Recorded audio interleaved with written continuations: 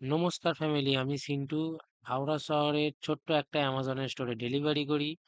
তো সকাল সকাল বেরোনোর কথা ছিল, কিন্তু গাড়ি না আসায় বেরোতে পারিনি।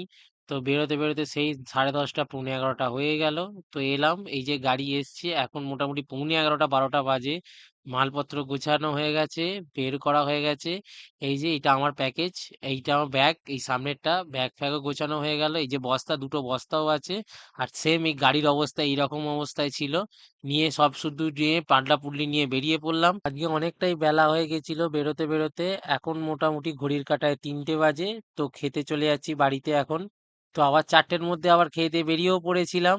তো এখন সন্ধ্যে মোটামুটি 7:30 8টা বাজে। আমার আর একটা কি দুটো প্যাকেজ বাকি আছে। তো কাজ ফাজ সেরে আমি এলাম তখন 9টা 9:30। তো এই বাড়ির জন্য কিছু বাজার করার ছিল। তো আবার ব্যাগ নিয়ে বেরিয়ে পড়লাম বাজার করতে হেঁটে হেঁটে। তো ভিডিওটা কেমন লাগলো জানিও। Tata, bye bye.